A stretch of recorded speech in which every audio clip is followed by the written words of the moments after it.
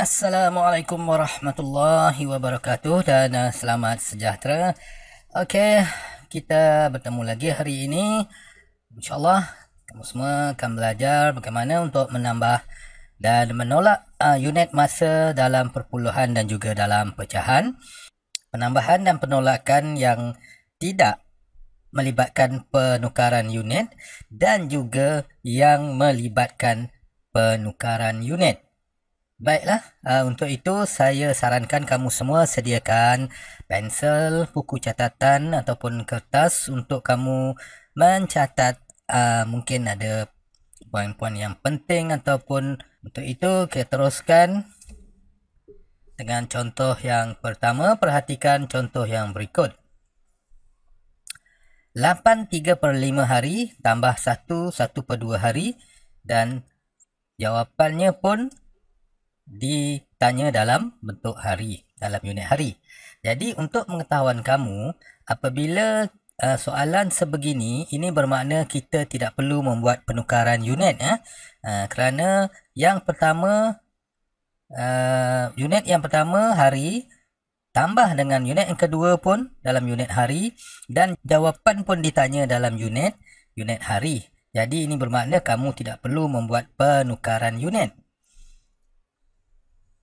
Baiklah, kita akan mulakan pengiraan. Kalau kamu perhatikan, kedua-dua unit ini melibatkan pecahan. Jadi kaedahnya sama sahaja seperti mana kita membuat penambahan pecahan. Okay. 8 3/5 hari tambah dengan 1 1/2 hari. Jadi kamu perhatikan, untuk menambah pecahan kita kena pastikan penyebutnya adalah sama. Jika penyebutnya berlainan, kita perlu samakan dulu. Jadi itu langkah yang pertama, kita samakan dulu penyebutnya. Jadi kita mulakan dengan proses menyamakan penyebutnya dahulu. Jadi 8, kemudian 3/5, sifar 3, 6, 9, 12, sifar 5, 5, 10, 15, 20. Kemudian kita tambahkan dengan 1 1/2. 1/2, sifar 1, 1, 2, 3, 4, 5. Sifar 2, tadi sifar 1, ni sifar 2, 2, 4, 6, 8, 10. Baiklah murid-murid, kita telah jumpa penyebut yang sama iaitu 6/10 dan juga 5/10. Kemudian kita akan buat seterusnya. 8 6/10 tambah dengan 1 5/10. Baiklah, sekarang kita dah dapat penyebutnya yang sama. Jadi kita terus proceed dengan penambahan iaitu 8 tambah 1 9, 6 tambah 5 11, pengangka tambah pengangka, kemudian penyebutnya kita biarkan saja yang asal 10. Jadi kita akan dapat jawapannya 9 11/10 hari. Tapi kalau kamu perhatikan di sini, 11/10 adalah dalam bentuk pecahan tak wajar. Jadi kita akan teruskan dengan proses menukar pecahan tak wajar ini kepada nombor bercampur. Okey, langkah seterusnya adalah untuk kita menukar pecahan tidak wajar ini iaitu 11/10 ini kepada pecahan nombor bercampur. Okey, 11/10 kita bahagikan 11 bahagikan dengan 10, 10 darab 1 10, bakinya 1. Jadi di sini kita dapat bentukkan satu lagi pecahan tak wajar, nombor bercampur iaitu 1/10. Dan jangan lupa bahawa kita ada 9 yang asal ini. Tambahkan dengan 9 nombor bulat yang asal, maka jawapannya kita akan dapat 10 1/10 hari. Jadi 8 3/5 hari tambah 1 1/2 hari, kamu akan dapat 10 1/10 hari. Baiklah, kita teruskan dengan soalan yang kedua. Kamu perhatikan dulu soalan berikut. 0.25 tahun tambah 3 tahun bersamaan berapa tahun? Adakah memerlukan penukaran unit atau tidak? Ya, kita tidak perlu membuat penukaran unit. kerana ketiga-tiganya berada dalam unit yang sama, iaitu unit tahun. Jadi kita teruskan dengan langkah pengiraan melibatkan nombor perpuluhan. 0.25 tambah dengan 3 tahun. Di sini kamu kena berhati-hati, pastikan 3 tahun ditulis mengikut nilai tempat yang betul. Ramai yang nak cepat akan tulis di mana agak-agak. Ditulis di bawah 5 ni. Itu kesilapan yang paling kerap berlaku. Sebab kamu cenderung untuk memulakan daripada sebelah sini. Sedangkan 3 ni adalah nilai tempatnya adalah sa. Jadi kita perlu tulis 3 tahun ni di bawah sifar. Okey, 3 tahun. Sama seperti mana kamu menambah nombor perpuluhan yang biasa, yang bukan melibatkan unit masa. Jadi kita letakkan sifar supaya dia nampak lebih kemas. 5, 2, 3. Jadi jawapannya adalah 3.25 tahun. Senang. Baiklah, untuk seterusnya kita lihat soalan yang ketiga. Perhatikan soalan ini. Pada fikiran kamu, adakah soalan ini melibatkan penukaran unit? Ya, kerana melibatkan unit yang berbeza. Okey, 3/5 jam tambah 40 minit sama dengan berapa minit? Okey, jadi sekarang kita telah putuskan, kita telah tahu bahawa soalan ini melibatkan penukaran unit. Jadi kita kena tentukan unit apa nak tukar kepada unit apa. Apakah unit yang perlu ditukar? Apakah unit yang perlu dikekalkan, yang tidak perlu ditukar? Okey, untuk menentukan itu kita kena tengok jawapan yang dia nak. Okey, di sini dia tengok jawapannya dia nak dalam minit. Bermakna 40 minit tidak perlu ditukar unitnya. Tetapi 3/5 jam ini perlu ditukar kepada unit minit supaya kedua-duanya berada dalam unit yang sama, barulah kita boleh membuat pengiraan tambah. Okey, jadi itu langkah yang pertama.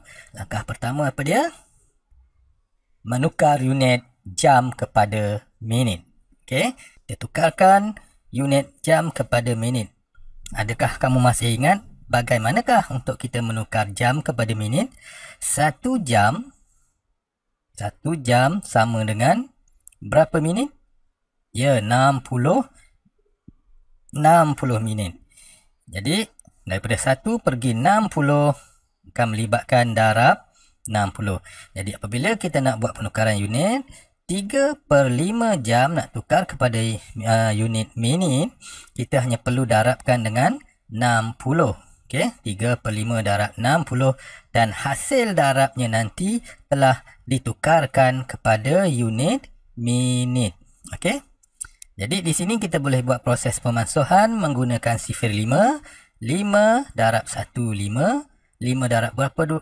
5 darab berapa? 60. 5 darab 12, 60. Jadi ayat matematiknya telah diringkaskan menjadi 3 darab 12 bahagi 1. 3 darab 12, 36 bahagi 1, 4 balik 36. Jadi 3/5 jam sama dengan 36 minit. Baiklah murid-murid, kita perlu ingat sampai di sini kita belum lengkap lagi. Ini baru selesai langkah pertama, iaitu langkah untuk menukar unit daripada jam kepada minit. Kita akan teruskan dengan langkah yang kedua, iaitu menambah unit masa. Okey, kita teruskan. Jadi sekarang ayat matematik yang asal, iaitu 3/5 jam tambah 40 minit, kita akan update. Kita akan tukarkan dengan yang baru. Sebab 3/5 jam ni kita telah tukar kepada minit. 3/5 jam dah tukar kepada minit menjadi 36 minit. Jadi 3/5 jam akan digantikan dengan 36 minit. Kemudian tambah dengan 40 minit. Okey, baiklah, sampai di sini kita perhatikan unitnya telah sama, dah sama. Jadi kita terus boleh membuat operasi tambah seperti biasa. Okey, 36 tambah 40 minit.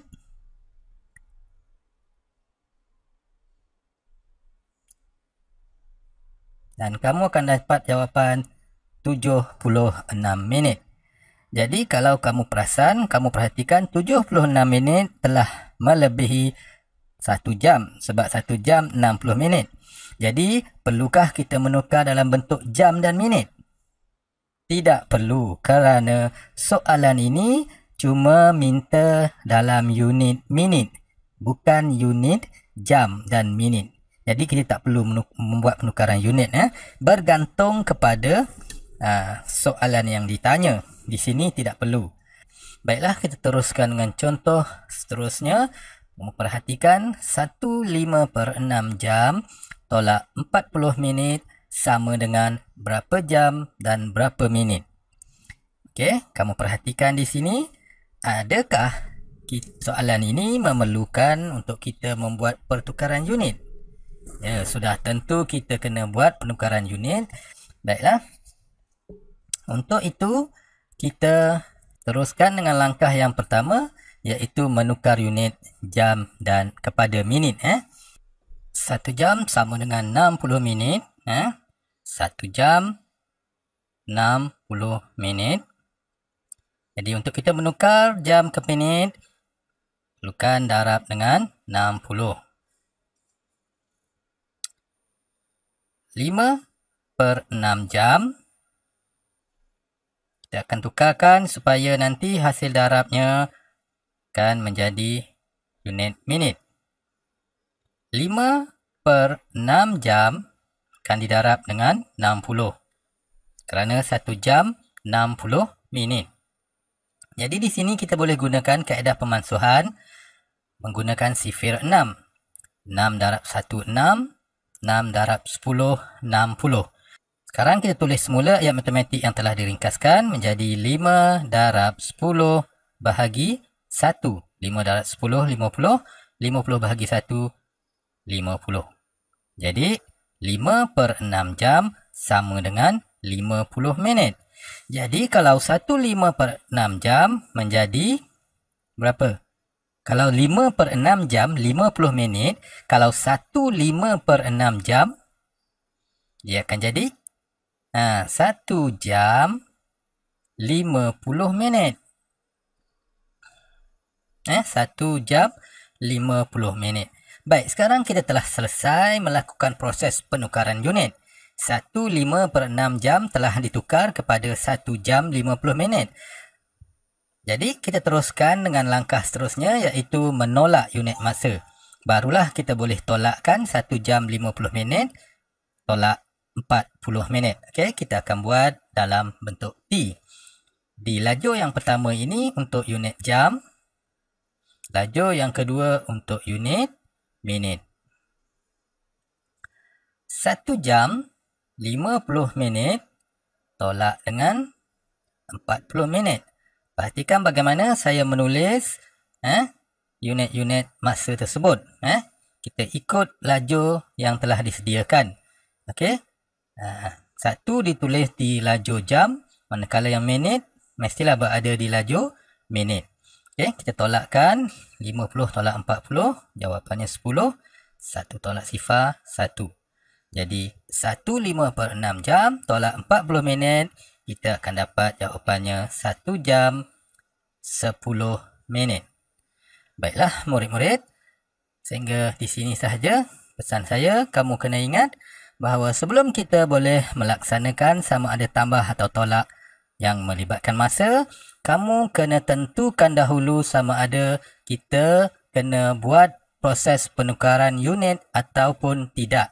Kamu kena fahamkan soalan, perhatikan unit-unit masa yang terlibat sebelum membuat sebarang pengiraan. Okey, jadi untuk itu, teruskan usaha anda. Assalamualaikum warahmatullahi wabarakatuh dan selamat maju jaya.